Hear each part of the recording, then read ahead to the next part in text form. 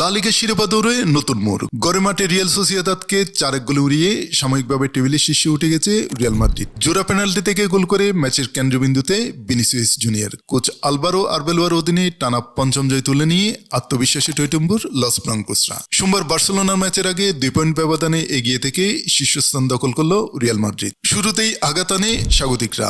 5 মিনিটে ইনজুরি কাটিয়ে ফেরা ট্রেন্ট আলেকজান্ডার আর্নল্ডের নিকট ক্রসে হেডে গোল করেন গঞ্জালো গার্সিয়া। তবে 21 মিনিটে পেনাল্টি থেকে সমতা ফেরান মিকেল ওয়ারাজাবাল।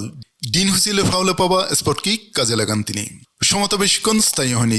4 মিনিট পরে বক্সে জন আরাম্বোরোর ফাউলে পেনাল্টি আদায় করেন ভিনিসিয়াস নিজেই এবং ঠান্ডা মাথায় নিচের কর্নারে শট রেখে দলকে লিড এনে দেন। 31 মিনিটে ফেদে বালবাদ্দের দূরপাল্লার দুর্দান্ত গোল ব্যবধান বাড়ায় 3-1। দ্বিতীয়ার্ধের শুরুতেই আবার পেনাল্টি। 46 মিনিটে ভিনিসিয়াস নিজের দ্বিতীয় গোল করে স্কোরলাইন 4-1 করেন।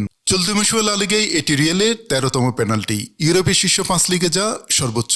একই ম্যাচে 2 বার তার বেশি পেনাল্টি আদায় ও গোল করার বিরল কীর্তিতে নাম লেখালেন ভিনিসিয়াস। সর্বশেষ 2015 সালে এই কীর্তি গড়েছিলেন নেইমার।